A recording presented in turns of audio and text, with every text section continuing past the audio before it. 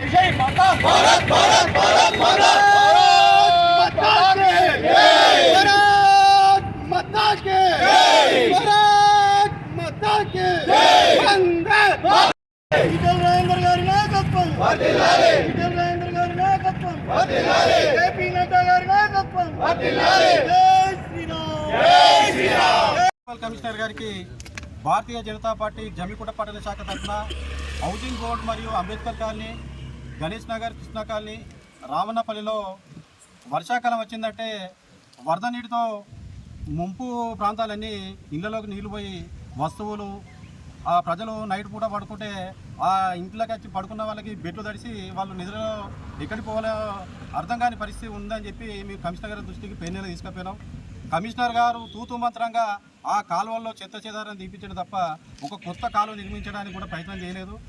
ఇదే కమిషనర్ గారు 2 సార్లు అవార్డు తీసుకున్నారు. ఎవరు కడితే పనులు కడితే జమ్మికుంట మున్సిపాలిటీ ప్రాంత ప్రజలు ముక్కు పిండి వసూలు చేశారు. 2024-25 గత ఆర్థిక సంవత్సరంలో పన్నులు 100% సాధించామని చెప్పి జిల్లా కలెక్టర్ గారి చేతుల మీదుగా రాష్ట్ర మున్సిపల్ శాఖ కమిషనర్ గారి చేతుల మీదుగా అవార్డు తీసుకున్నారు. మరియు 2025-26 అంటే ముందస్తుగా అమాయక ప్రజల్ని ముక్కు పిండి వసూలు చేసి ఆ నిధులు ఏం చేస్తున్నారు కమిషనర్ గారు సమాధానం చెప్పాలి.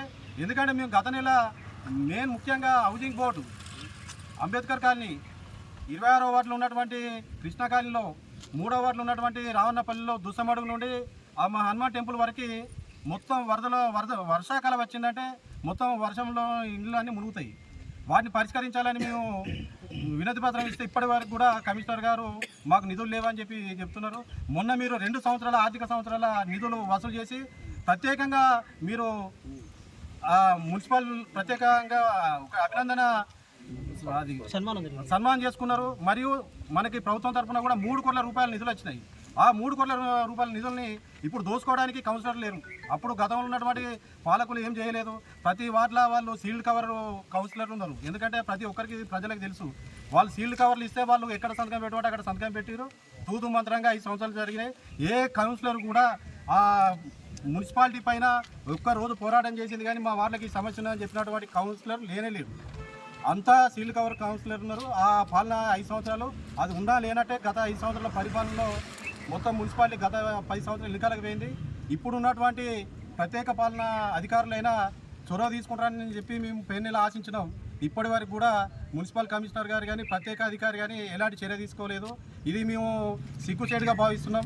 ఎందుకంటే 3 కోట్ల ప్రత్యేక నిధులు తెచ్చుకున్నారు. ఆ 3 కోట్ల నిధులు పెట్టి మీరు హౌసింగ్ బోర్డులో కానీ, రావణపల్లిలో కానీ, కృష్ణకాలిలో కానీ ప్రత్యేకంగా కొత్త కాలువ నిర్మిస్తే వరద ముంపు ప్రాంతం 50% తగ్గుతుంది.